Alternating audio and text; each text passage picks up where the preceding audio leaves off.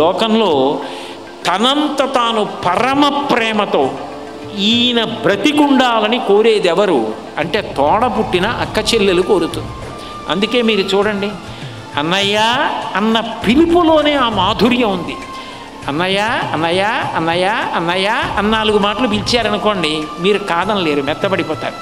అందుకే భాగవతంలో అన్నవు నీవు చెల్లెలికి అన్న శమింపు మన్నతక తల్లుడు కోట్కాకిది మేడకోటలవు మన్నను చేయు మన్న విను మానిని చంపుట రాచపాటి కాదన్న సుకీర్తివై మనగదన్న మహాత్ములు పోవు త్రోవ పోవన్న భవత్ సహోదరి కదన్న నిన్ను శరణంబు వేడదన్నంటుంది దేవకీదేవి కంసుడితోటి.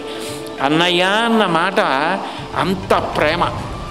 తోడపుట్టిన చెల్లెలు ఎప్పుడు అన్నయ్య క్షేమంగా ఉండాలి, అన్నయ్య క్షేమంగా ఉండాలి, నా పుట్టిల్లు ఆమె కోట్లకు పడగలెత్తినదైనా పుట్టింటికి వెడితే అన్నయ్య పెట్టిన 300 రూపాయల చీరైనా ఆ చీర కట్టుకుని నమస్కారం చేసి ఇంట్లోంచి చెడుతుంది.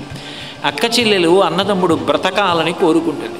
అందుకే ఆ అక్క చెల్లెలు అమ్మవారికి పూజ చేస్తే అన్నదమ్ములు ప్రేమతో పువ్వులు తీసుకొచ్చి ఇస్తారు. అది ఇంట్లో పూసిన పువ్వు, ఓ చెట్టుకు పూసిన దళమో ఏదైనా ప్రేమతో అన్నదమ్ముడు పట్టుకొచ్చి ఇస్తాడు. పట్టుకొచ్చిన దాన్ని అమ్మవారికి పూజ చేస్తారు. అందులో ఎంత సంస్కృతి ఉంది.